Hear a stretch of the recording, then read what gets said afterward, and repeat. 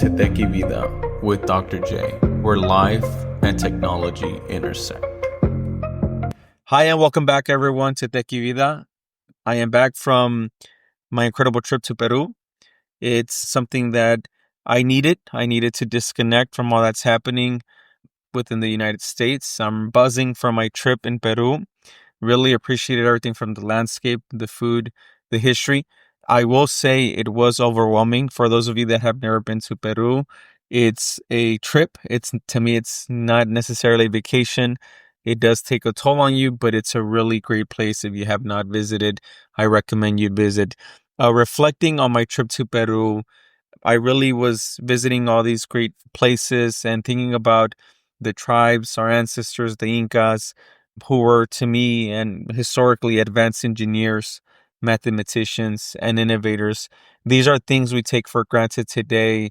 These folks mastered it without modern tools, and they really showcase the potential that we could really provide as human beings, thinking about where we are today and what the future holds for us.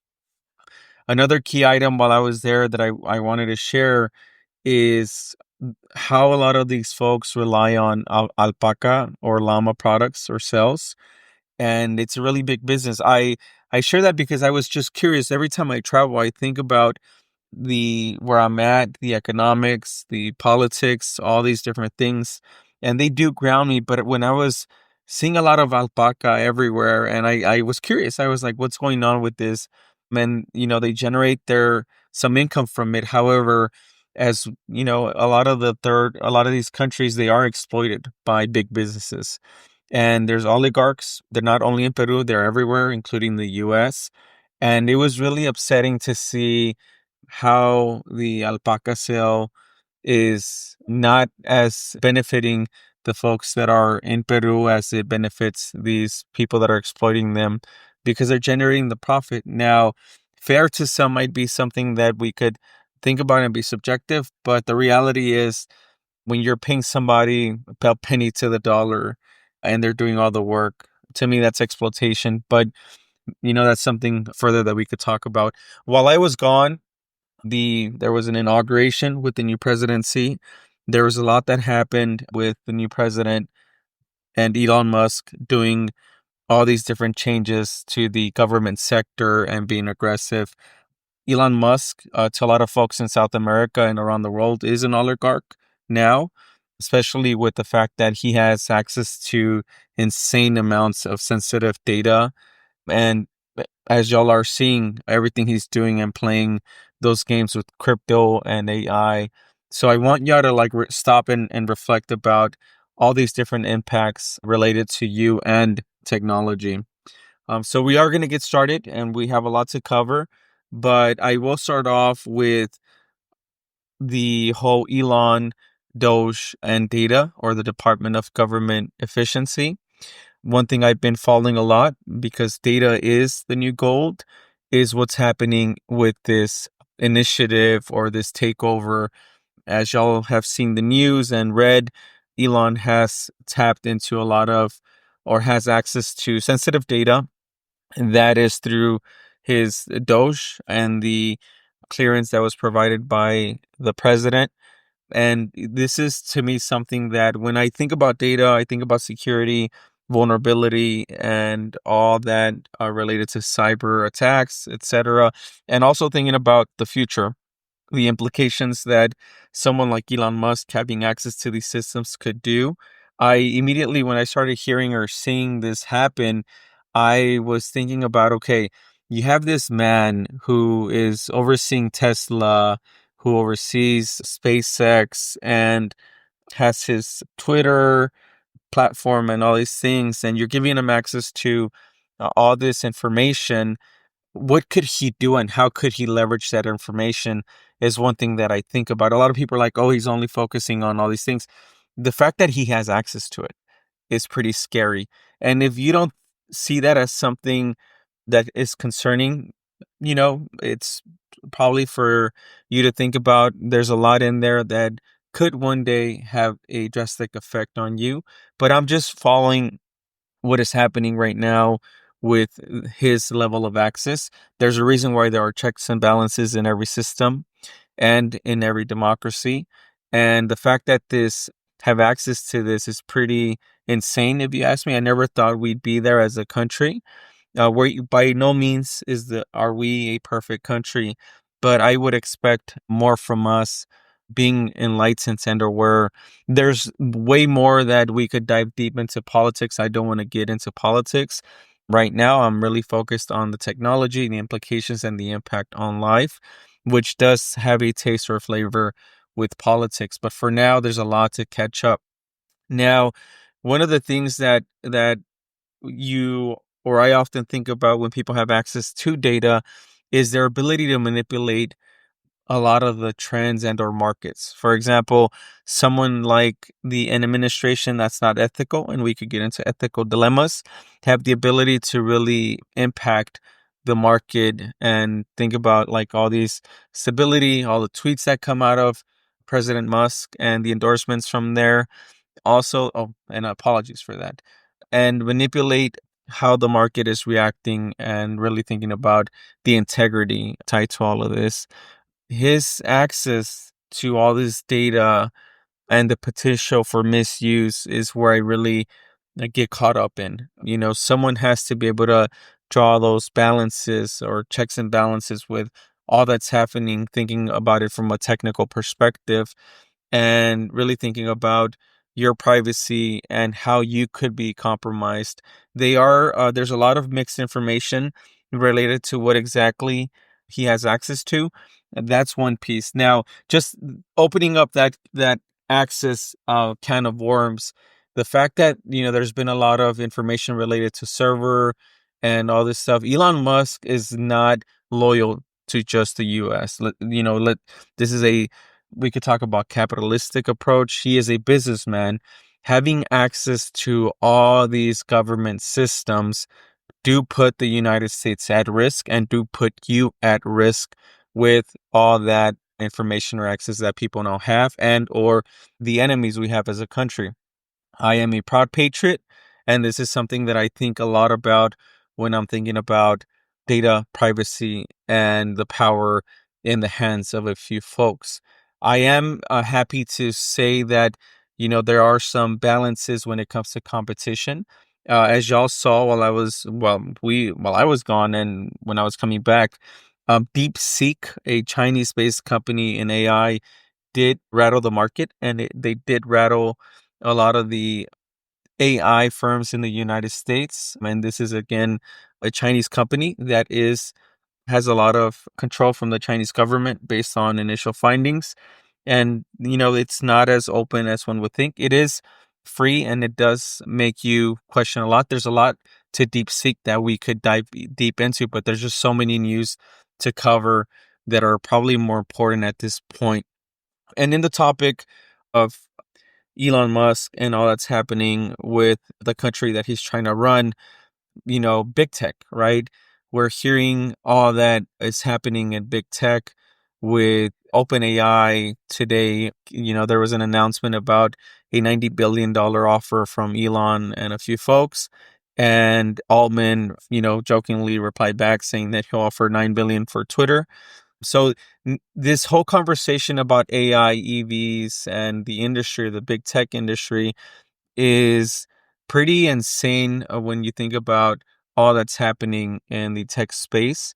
However, AI is exploding, and I do understand why someone like Elon would make an offer to someone within OpenAI or trying to purchase OpenAI. Their models are more mature. Elon, has came out saying that his products are not at that level. We saw it recently with Tesla, and it's good to acknowledge that your organization isn't there, and try to purchase another business or unit that is more mature and is thriving in that field. But it's something to think about and be careful as you're navigating through this competitive market and seeing where AI is. AI, I've said it from day one, it's something exciting, but it is also scary. One thing I immediately was trying to put one to one together is all the tech firms or the big tech folks sitting in the front during inauguration day, and the amount of power that was there. it really makes me, take a step back and assess what's happening within the tech landscape. But I will say, in the scheme of things, there's a lot of great things that we could see from AI and its advancement that could really help us.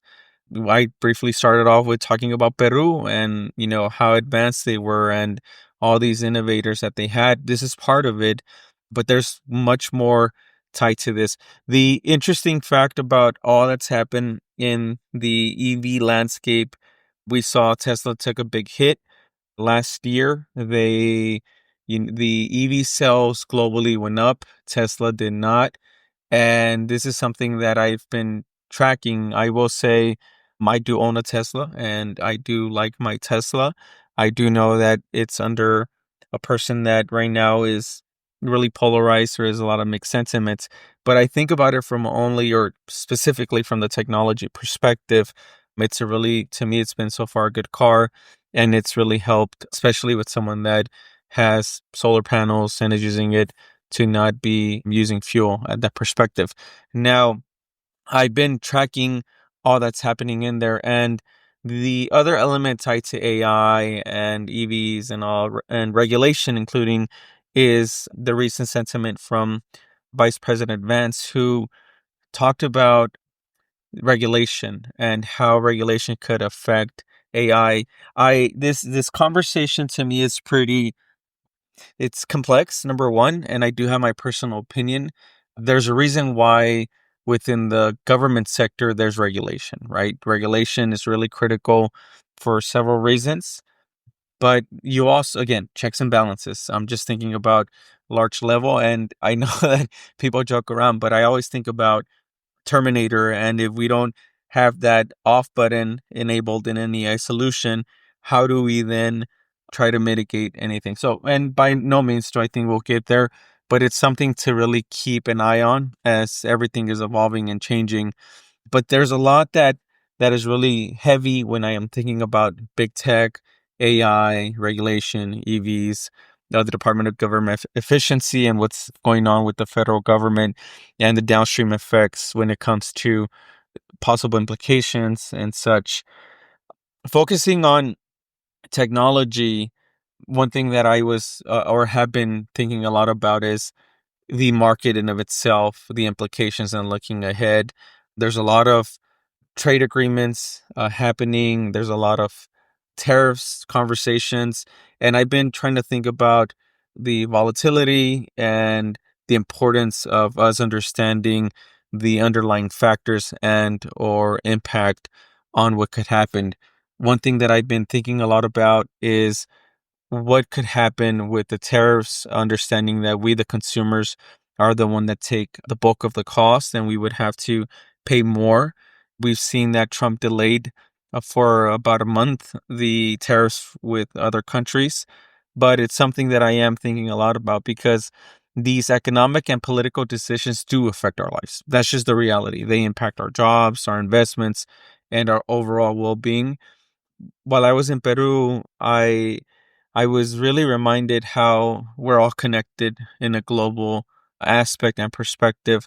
The choices we make here in the US do have a ripple effect around the world. We need to be really mindful about the consequences of our actions. And for me, it's really thinking about having a more equitable and sustainable future for all, especially when it comes to technology. That's one thing, and one of the reasons why I became involved and really love technology is how do we, number one, thinking about sustainability and being equitable when it comes to innovation and technology, but how do we really use technology responsibly to solve real problems and not just create new ones or counter certain problems through other, but it's really thinking about all that's happening. And for me, when I was engaging with folks over there, it's that shared humanitarian and work towards a world where everyone has the opportunity to thrive. And, that does tap into some immigration elements, but it's something that I was really processing and thinking about as I was enjoying my time in South America and in Peru. And that's really a lot that I was like, wow, like, there's just so much that has happened And there's just a lot of potential implications and impact that it could have on all of us. Again, bias, manipulation, concentrated power in the hands of a few, and the possible impact that all of this could have on our livelihood, talking about tariffs, taxes, market implications, EVs, AI, technology, big tech, oligarchies, and really I've been trying to like consolidate all that's happening and think about where we are today as a society and where does or what role technology has in all of this, which we've seen technology has a huge role with information or misinformation. And really, by the way, there's a lot of misinformation going on out there. Highly recommend that all of you read and don't just look at what's being shared on social media. There's a lot of folks that have removed me for, providing this level of information and or awareness, or blocked me just because I tend to go out there and do research and not just consume what is being given to me, whether it's through text or such. But I I try to hone and bring all this in and think about who we are as a country, our innovation, how we've always tried to like tackle monopolization or being a monopoly, and thinking about this open market. I do think that the role of technology, and really good to see the competitive nature behind all these folks, whether it's from Google, OpenAI, and such, try to do more and deliver more. It's not a straightforward world, but it's something that we're seeing. We're seeing it in the EV sales boom, right? There's more competition that have affected someone that dominated the market, like Tesla, and this is competition that's not only domestic, but globally. Ford, Hyundai, and all these companies are really ramping up and catching up. The other thing that I was really trying to take a step back, because there's a lot that we have to think about as we're leaders and we're serving in these different roles, is the distractions that we take on, right? When we stretch ourselves too thin, what impact it could have on our companies, right? And we're seeing that with SpaceX, with Tesla. It might get better as the Department of Government Efficiency settles down, but there's a lot that's going on. And trust is a big piece here that a lot of folks are now challenging what they can and cannot trust. And this could be tied to a product, this could be tied to a democracy, this could be tied to technology. But for me, it's really thinking about all that's happening and going on. Onto some brighter news. The Super Bowl did happen this weekend, and we saw what happened with the NBA and the Lakers. But going back to the Super Bowl and technology, I was really happy to see, and this is kind of what puts a smile on my face when it comes to technology, is with the Super Bowl, they leveraged innovative tech in the form of medical robots that were helping kids experience the Super Bowl. Basically, it's a screen that a kid virtually is pretty much able to navigate or experience the game through this representation of a robot. I thought that was pretty amazing, thinking about these kids and giving them that opportunity to witness such an event. And as thinking about the Super Bowl, I'm a big Laker fan and I love soccer, so I tend to focus more on LA based sports. I looking at the Doncic coming over to the Lakers, I've been really trying to understand how all of that happened, understanding today's technology and or landscape of information, how that trade went so discreetly. I felt like they probably left their phones at home and said, "Hey, we're not gonna put this or air this out." There's a lot of information tied to that, but I was again processing the news and trying to incorporate technology and all that's happening because it's around us everywhere, including we're seeing the mass changes happening with soccer or football involving technology. But again, I do think that technology is doing a lot of good, and it's balancing all that's happening. With that, I do want to wrap up today's episode and leave you with this thought. My trip to Peru reminded me that innovation isn't just about technology. It's about people. It's about using our creativity and resources to build a better world for everyone, not just the privileged few. Here in the US, we are at a crossroads. We have the power to shape the future of technology, but we need to do it responsibly. That means holding folks accountable, advocating for the balance in everything, and ensuring that innovation and all that has an implication on us is used ethically. And with that, I do want to thank you for tuning in to Tech Y Vida. I want you to stay curious, stay informed, and keep embracing the tech in your life. Thank you, everyone.